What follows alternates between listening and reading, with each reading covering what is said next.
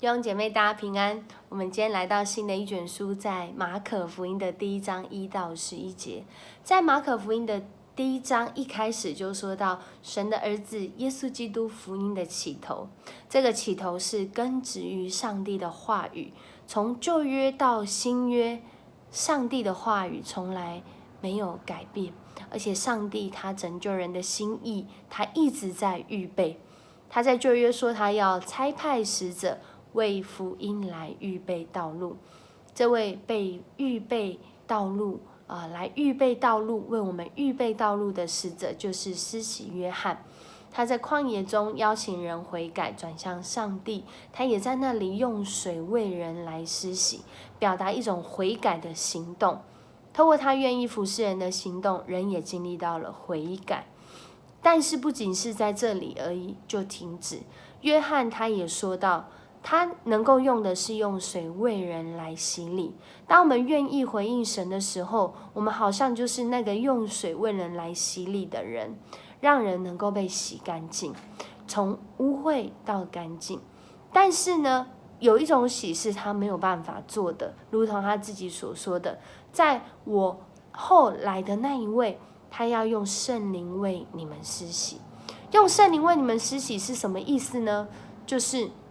它会让人的生命从里到外，从外到里都能够焕然一新。这也是我们在新年的时候常许的新愿望，不是吗？我们都希望能够在新的一年经历新的事情，或是能够扭转现在可能我们看起来觉得比较不 OK， 让我们看起来觉得比较危险，我们看起来比较不知道前景，或是前景很困难的情况，我们会很希望能够改变它。而圣灵他为我们施洗，就是这个概念，他要让我们的生命再次的更换，再次的焕然一新。而耶稣他就亲自示范，在接下来的经文里面，耶稣他来到约旦河边，他就好像一般人一样，他要求施洗约翰为他来施洗。当他被洗礼之后呢，圣灵仿佛鸽子从天降临，而且就很像对他说悄悄话，告诉他旁边的人都不知道一样，因为他用的主词是说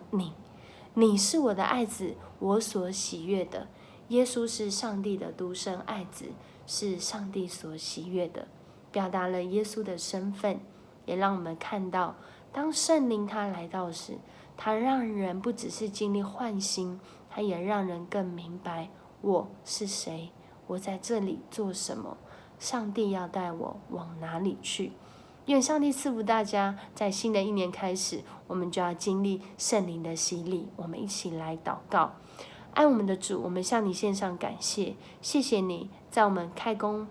开始，在我们开学开始，主啊，你就让我们领受这样美好的信息，是我们要领受圣灵的洗礼，我们要在圣灵的洗当中再次的更换一新，也再次的从你来的盼望，让我们每一天能够紧抓着主你所赏赐的话语，因为你是信实的，你是公义的，你为人预备道路，你也在这道路当中预备恩典。主，我们需要这样的恩典，我们也要恳求你来帮助我们，一起来经营，一起来让人能够遇见你，我们自己就要先来遇见你，因为我们知道圣灵的喜是唯有神你自己能做，人不能做。恳求主你来帮助我们，用圣灵天天来浇灌我们，我们将感谢祷告是奉主耶稣的名求，阿们。愿上帝赐福大家，在新的一年能够领受新的行动、新的意象。